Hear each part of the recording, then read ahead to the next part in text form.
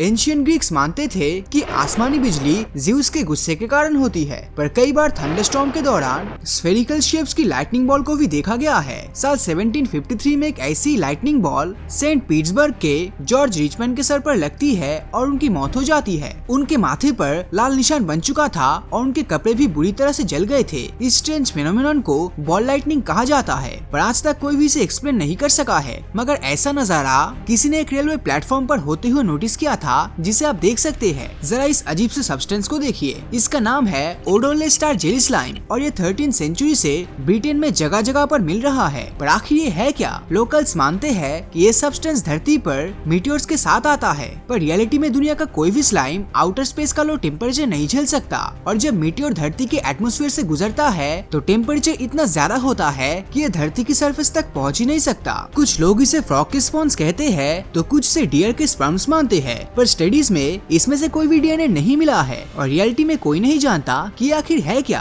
अब जरा इसको देखो, ये है फाइसेरम पॉलीसिफेलम, जिसे हम स्लाइम मोल्ड के नाम से भी जानते हैं। इस यूनिसेलुलर ऑर्गेनिज्म के अंदर वैसे तो कोई ब्रेन नहीं होता, पर जब इसे मेज में रखा जाता है तो ये ऑटोमेटिकली शॉर्टकट रूट फाइंड करते हुए दूसरी तरफ रखे खाने तक पहुंच सकता है और जाते हुए रास्ते को ये अच्छी तरह से याद रख सकता है और वहाँ से वापस भी लौट सकता है। लेकिन आखिर ऐसा पॉसिबल कैसे है, ये साइंटिस्ट के लिए एक मिस्ट्री बनी हुई है। इमेजिन करो कि आप रास्ते से कहीं जा रहे हो और आसमान में आपको एक लाउड बूमिंग साउंड सुनाई देता है। ऐसा लगता है मानो ऊपर से कोई जेट प्लेन गुजर रहा हो, पर रियलिटी में वहाँ पर कुछ नहीं होता। ये महज इमेजिनेशन नहीं, बल्कि इंडिया से लेकर यूएसए और जापान तक दुनिया के हर कोने में लोगों ने इस अनयूजुअल फेनोमेनन को एक्सपीरियंस किया है। इसे स्काईक्वेक कहा जाता है एंड जस्ट फॉर क्लैरिफिकेशन, इसका अर्थक्वेक से दूर दूर तक कोई नाता नहीं है। कुछ साइंटिस्ट मानते हैं कि जब आउटर स्पेस से मीटेओराइट धरती के एटमॉस्फेयर में एंटर करते हैं तो एटमॉस्फेयर में मौजूद गैसेस के साथ फ्रिक्शन के कारण ये ऐसी लाउड बूमिंग नॉइज क्रिएट करता है और आखिर में एक्सप्लोड हो जाता है। लेकिन इसके पीछे का असल राज आज तक एक रहस्य ही बना हुआ है। जब हम अपने सोलर सिस्टम को देखते हैं तो इसके सेंटर में हमारा एकमात्र स्टार यानी कि सूरज मौजूद है।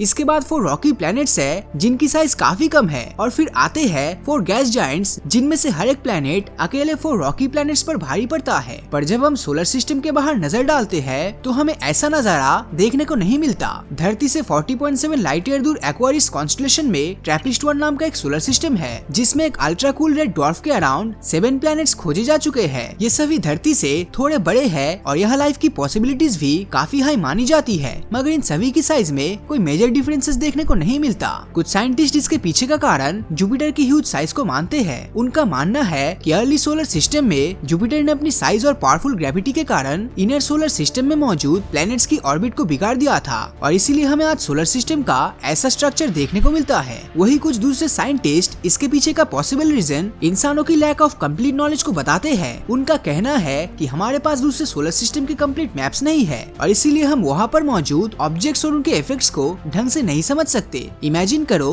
कि आपके फोन पर किसी अननोन नंबर से कॉल आता है और एक घंटी बजने के बाद वो कट जाता है। इसके बाद ना तो वो इंसान आपको कभी कॉल करता है और आपके लिए भी वो अनरीचेबल हो जाता है। यूनिवर्स के लेवल पर ये काम FRBs यानी कि फर्स्ट रेडियो बर्स्ट करती है। ये दूर अंतरिक्ष से आने वाली फर्स्ट पल्सेस होती है जो कुछ मिलीसेकंड से 3 सेकंड तक लास्ट कर सकती है। ये करोड़ लाइट ईयर्स ट्रेवल करने के बाद धरती तक पहुंचती है, पर आखिर में इनका सोर्स क्या है? साल 2007 में ब्रिटिश अमेरिकन एस्ट्रोफिजिसिस्ट डनकन लोरिमर ने पहली बार FRBs को डिस्कवर किया था और तब से लेकर अब तक हम 500 से भी ज्यादा FRBs को कैप्चर कर चुके हैं। पर इनके पीछे का राज आज भी एक मिस्ट्री बना हुआ है। कुछ साइंटिस्ट मानते हैं कि न्यूट्रॉन स्टार्स और ब्लैक होल की टक्कर का नतीजा होता है। वैसे FRBs को एलियंस से जोड़ने वाले लोगों की भी कोई कमी नहीं है। कई बार इन्हें एलियंस के द्वारा भेजे गए सिग्नल्स भी मान लिया जाता है। जब हम सैटर्न के साउथ पोल पर नजर डालते हैं तो यहाँ पर हमें एक विशाल क्लाउड लाइक फॉर्मेशन दिखाई देता है, पर असल में ये कोई क्लाउड नहीं बल्कि एक जायंट स्टॉर्म है।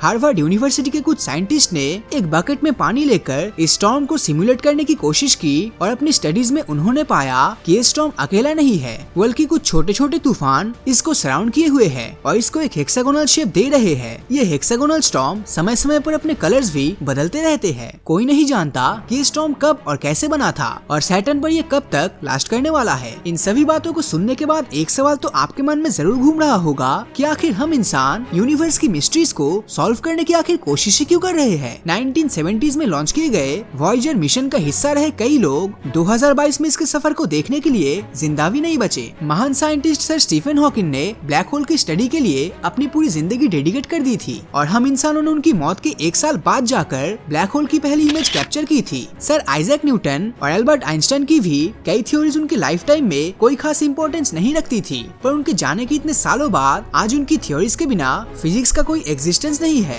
आज दुनिया भर की स्पेस एजेंसीज में न जाने कितने साइंटिस्ट यूनिवर्स के एक्सप्लोरेशन में लगे हुए हैं। मैं और आप भी मार्स से लेकर दूसरे सोलर सिस्टम्स और दूसरी गैलेक्सीज में ट्रैवल करने के सपने देखते हैं, पर रियलिटी तो ये है कि हमारे लाइफ टाइम में ऐसा कुछ नहीं होने वाला। फिर भी हम इंसान इन सभी चीजों में प्रोसेस करना चाहते हैं और इसका एकमात्र रीजन है हमारी क्यूरियोसिटी, जो हमें धरती की सबसे एडवांस स्पीसीज बनाती है। वैसे आप इसके बारे में क्या सोचते हैं, हमें कमेंट करके जरूर बताना। और अगर ये वीडियो आपको अच्छा लगा हो तो इस वीडियो को लाइक और अपने दोस्तों के साथ शेयर करना मत भूलना। और अगर अभी तक आपने हमारे चैनल को सब्सक्राइब नहीं किया है तो सब्सक्राइब करके नोटिफिकेशन बिल को ऑन कर दीजिए, क्योंकि मैं ऐसे ही वीडियोस हर हफ्ते लाता रहता हूँ। तो मिलता हूँ आपसे अगले वीडियो में और हमेशा की तरह थैंक्स फॉर वॉचिंग।